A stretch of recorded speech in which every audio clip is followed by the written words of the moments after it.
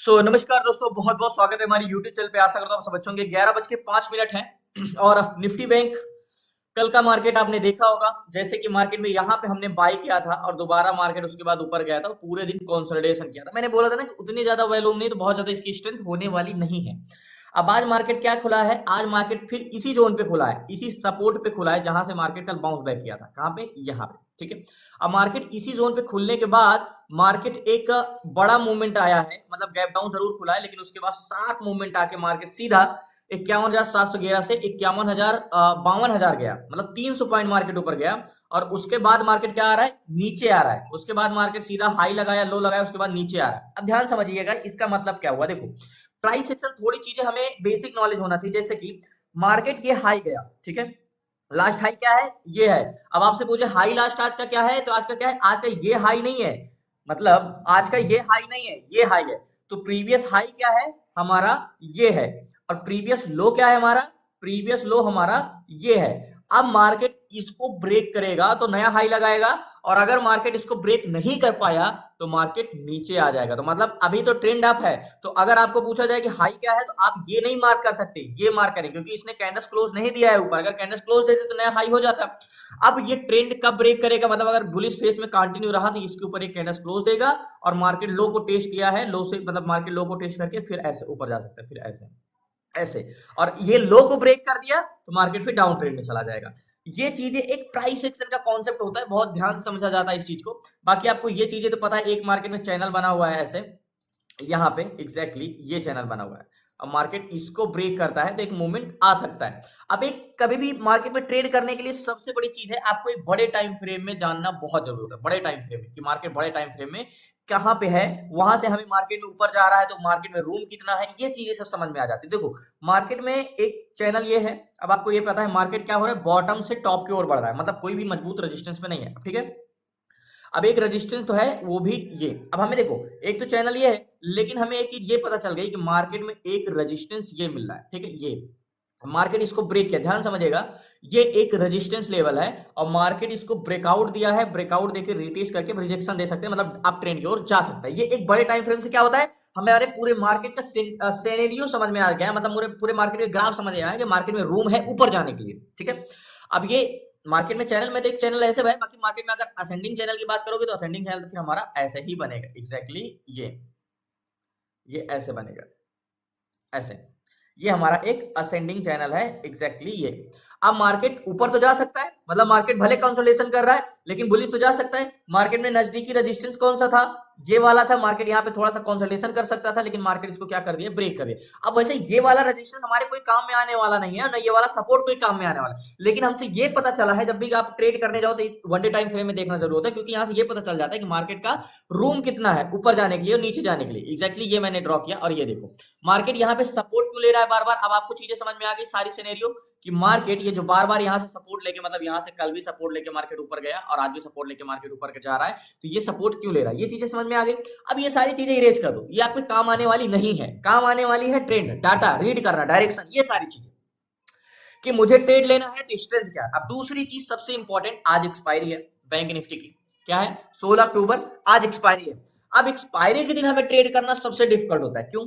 Expiry के दिन zero to hero trade सुना होगा। एक्सपायरी के दिन दो चीज होती है, या तो एक बड़ा मूवमेंट आता है या तो मार्केट साइडवेज होता है, मतलब या तो बायर का दिन होता है या तो सेलर का दिन होता है। जैसे कि मैं आपको एक चीज बताता हूं, क्या मार्केट में ये एक मार्केट को सेंटिमेंट समझने के लिए बायर और सेलर है। ठीक है, बायर और सेलर लास्ट तक बने।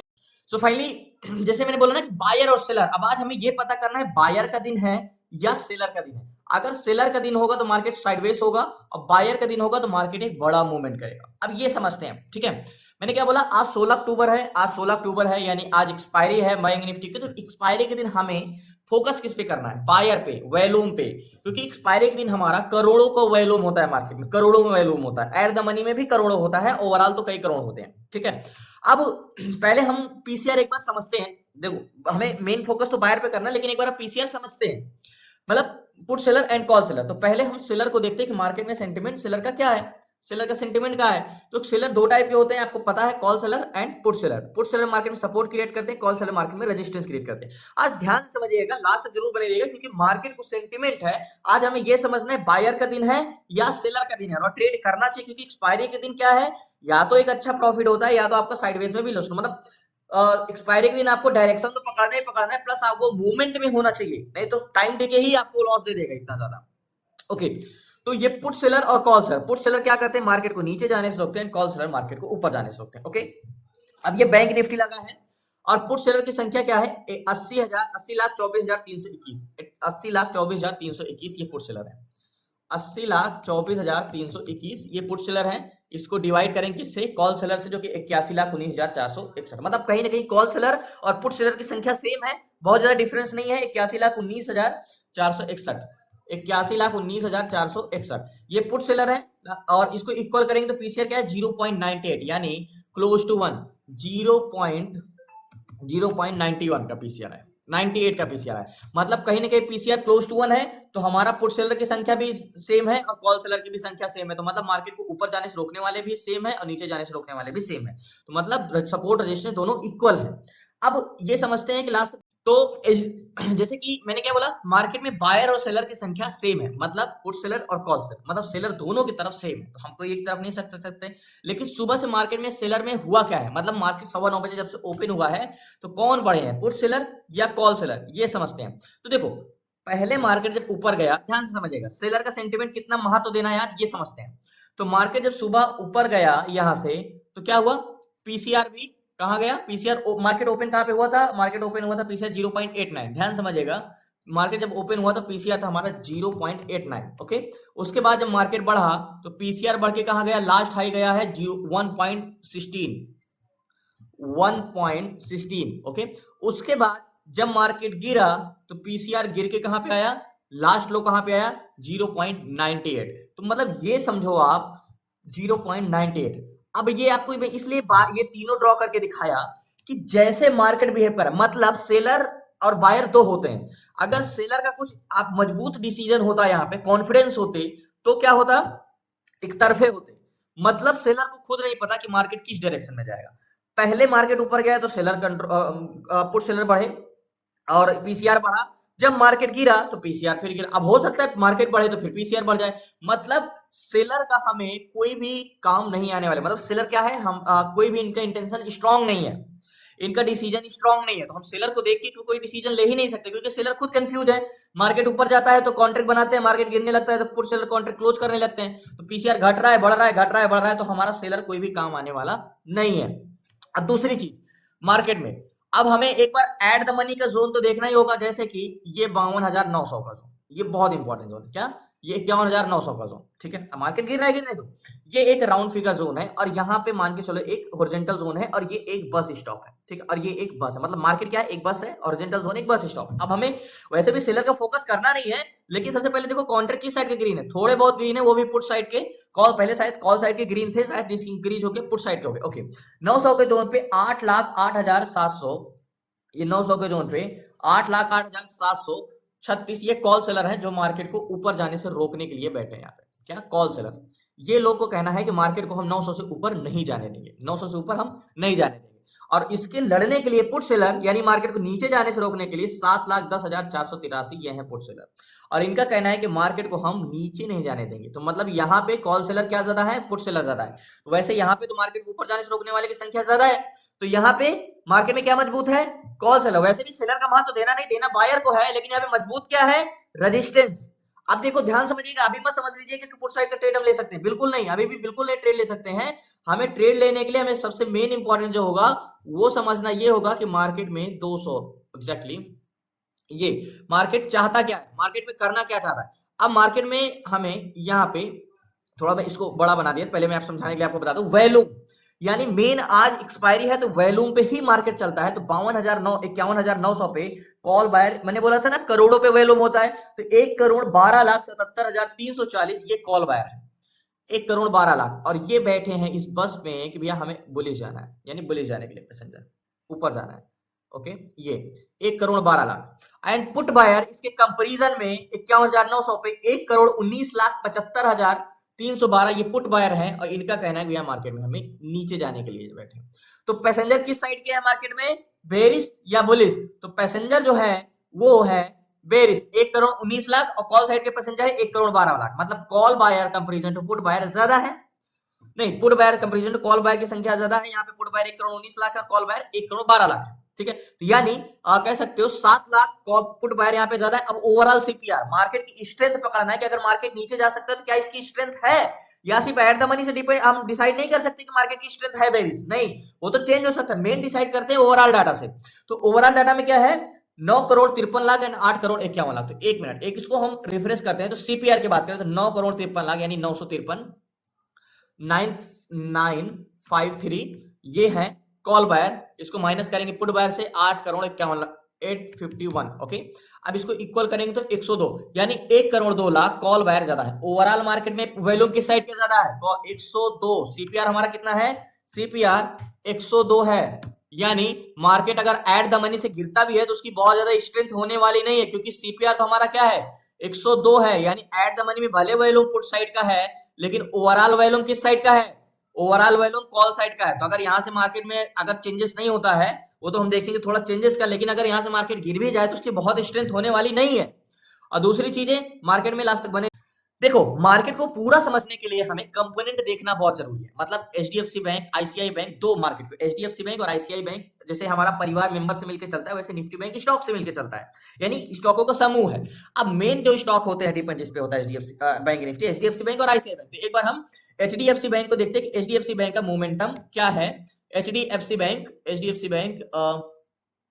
ओके, तो एचडीएफसी बैंक 71,000 एंड 32,000 43,000 92,000। अब आपको ये मैं बता दूं एचडीएफसी बैंक में स्ट्रेंथ बुलिश है। क्या है, स्ट्रेंथ बुलिश है, लेकिन इसके प्रतिरोधक मतलब जान मार्केट अगर इसमें बेरिश जा भी रहा है जाएगा तो वैसे ऊपर, मार्केट नीचे नहीं जाएगा क्योंकि इसकी स्ट्रेंथ बुलिश है। लेकिन इतना आसानी से इसको जाने भी नहीं देंगे, कंसोलिडेशन करके मतलब मशक्कत करते हैं। मैं कहता हूं जैसे कि रेंगते हुए, मतलब आपके पैर तो बंधे हुए बट आप पूरी ताकत लगा के आगे कोर्स चल रहे हो, कुछ इस टाइप से, मतलब खींचते हुए मार्केट को ऊपर लगेगा। मतलब शार्प मूवमेंट, स्मूथली बाइंग नहीं आने वाली, जाएगा तो ऊपर लेकिन ये काफी रेंगते हुए। एक बार एचडीएफसी बैंक को हम यहाँ पे देख लेते हैं।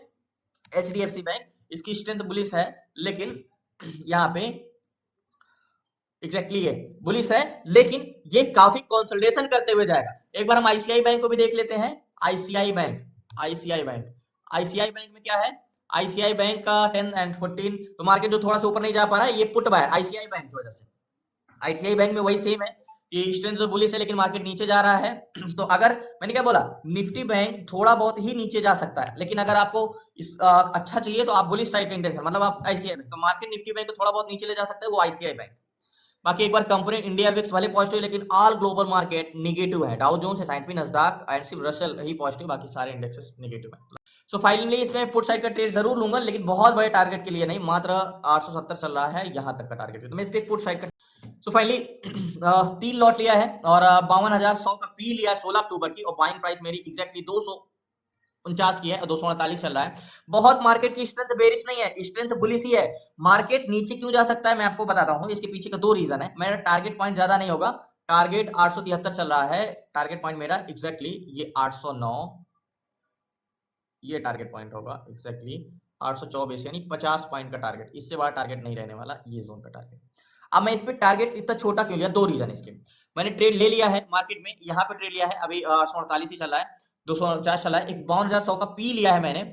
अब देखो मार्केट हाई कहां तक जा सकता है, मार्केट यहां तक जा सकता है, मार्केट में तो हमें रुकना पड़ेगा एग्जैक्टली इस जोन तक। अब 2 चीजें इसमें, टारगेट पॉइंट मेरा क्या है, टारगेट पॉइंट मेरा ये है। अब इसमें जितना जल्दी टारगेट दे दे अच्छी बात है। मार्केट इसकी स्ट्रेंथ बहुत बेरिश नहीं, पहली बात तो एट द मनी में, मतलब इस बस स्टॉप पे पैसेंजर नीचे जाने के लिए बैठे हैं, ठीक है, तो यहां से बस तो नीचे जाएगी, लेकिन ओवरऑल पैसेंजर यहाँ पे ऊपर जाने के लिए ही है।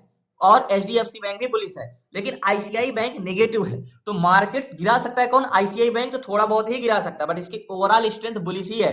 तो मैं यहाँ पे जरूर बेरिश ट्रेड लिया हूं। अगर आपको क्लियर कट मतलब एकदम विदाउट रिस्क चाहिए तो आप यहाँ पे बुलिश ट्रेड लेते, आप इस नेकलाइन के बाहर कैंडल्स क्लोज होने पे, ऐसा नहीं कैंडल्स क्लोज होने पे, तो यहाँ पे बुलिश जाने पे ट्रेड लिया जाता है। बट मैं सिर्फ एट द मनी का वॉल्यूम देखा है, प्लस जो हमारा आईसीआई बैंक नेगेटिव इससे देखा, और तीसरी चीज मैंने देखा कि ऑल ग्लोबल इंडेक्स नेगेटिव है, तो मतलब मार्केट यहां से थोड़ा बहुत नीचे जा सकता है, ये तय है।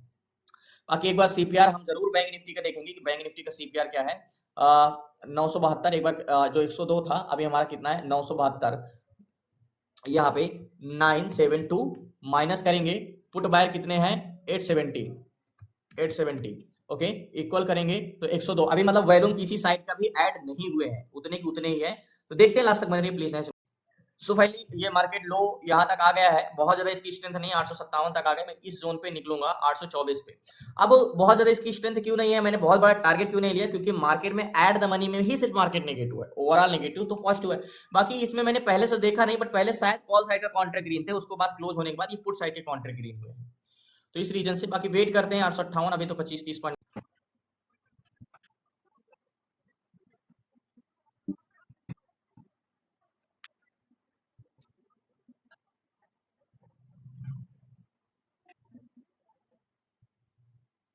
जाहिर सी बात है, आपने देखा होगा कभी भी जब मार्केट फॉल करता है तो एक बड़ी बड़ी कैंडल्स मिला के मतलब बहुत तेजी से फॉल करता है, लेकिन इतना स्लोली मूवमेंट गिर रहा है जैसे कि बाइंग आ रहा हो। और देखो गिर कितना स्लो रहा है, लेकिन जब बाइंग आई थी तो कितना ऊपर गया था। तो इसका मतलब क्या है, ओवरऑल स्ट्रेंथ मार्केट की बुलिश है, लेकिन गिर सिर्फ किसकी वजह से रहा है, मार्केट को सिर्फ जबरदस्ती गिराया जा रहा है। लेकिन मार्केट की ओवरऑल स्ट्रेंथ बुलिश है। तो इसीलिए मैंने बोला था ना कि बेरिश में रिस्क है, लेकिन अगर आपको किसी भी बॉटम पे कंफर्मेशन मिल के बुलिश ट्रेड मिल जाए तो वो आपको रिस्क नहीं है। तो बेरिश इसीलिए बहुत बड़ी स्ट्रेंथ नहीं लिया है मैंने, और जितना जल्दी हो सके टारगेट दे दे, क्योंकि मार्केट में टाइम डी के उससे भी ज्यादा है, इंटेंसिव वैल्यू से ज्यादा। बाकी देखते हैं एट द मनी में तो वैल्यूम पुट साइड का है, और कॉन्ट्रैक्ट भी ग्रीन हो चुके हैं। 1,33,00,000 हो गए 900 के जोन पे, और 1,23,00,000, तो 10 लाख पुट बायर यहाँ पे ज्यादा है। और ओवरऑल तो बताया था मैंने 103 है और 10 है। तो एक बार इसको मैं फिर से कैलकुलेट करता हूँ, जो कि 1,02,00,000 कॉल बायर थे, अभी फिर से क्या हुए हैं 1,03,1,003 माइनस करेंगे, पुट बायर कितने हैं 910 ओके, 910 इक्वल करोगे तो 93, यानी जो पहले 102 लाख कॉल बायर थे अब 93 लाख बचे। तो मतलब किसकी संख्या बढ़ी यहाँ पे, पुट बायर ज्यादा ऐड हुए। मतलब जो 102 सीपीआर था अब वो कितने आ गए हैं 93, यानी जो 1,02,00,000 कॉल बायर थे अब 93 लाख बचे हैं। तो जाहिर सी बात है पुट बायर की संख्या बढ़ी है, बट जितना जल्दी मार्केट ये लास्ट लो 44 तक आया, टारगेट हमारा 24 का है। तो देखते हैं मार्केट ऊपर।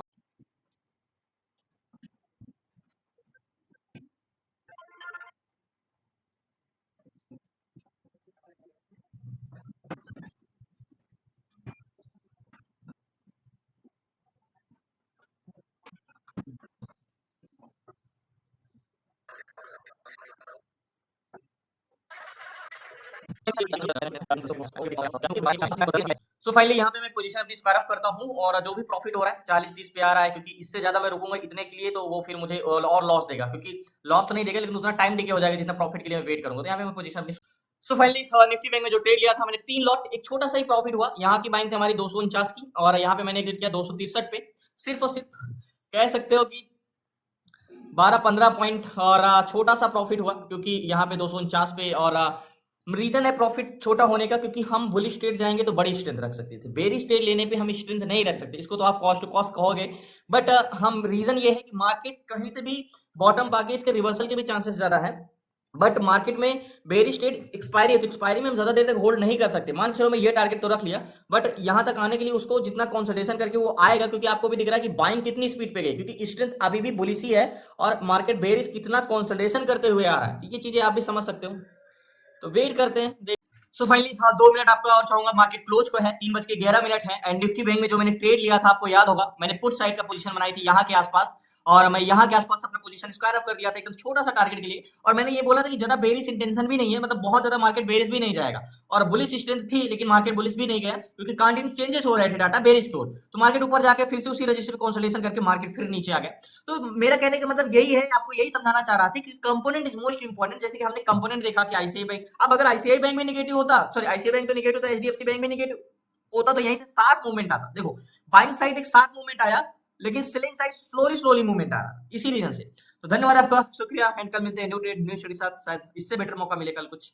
और आज छोटा ही टारगेट मिला, और आप बोलोगे भी रुके रहते तो ये प्रॉफिट होता, तो मैं ये बता दूं कि अगर यहाँ तक रुके रहते तो ये प्रॉफिट नहीं लॉस में कन्वर्ट होता, क्योंकि मेरा पोजीशन जल्दी एग्जिट करने का पहला रीजन ये भी था कि आज एक्सपायरी है और टाइम देके बहुत तेजी से होगा। तो धन्यवाद, कल मिलते हैं न्यू ट्रेड न्यू स्टडी। आपको क्लास में जुड़ना है, सीखना है तो डिस्क्रिप्शन में नंबर है, आप उसे व्हाट्सएप करके जुड़ सकते हैं। 6 मंथ की क्लास में A to Z सारी चीजें लास्ट तक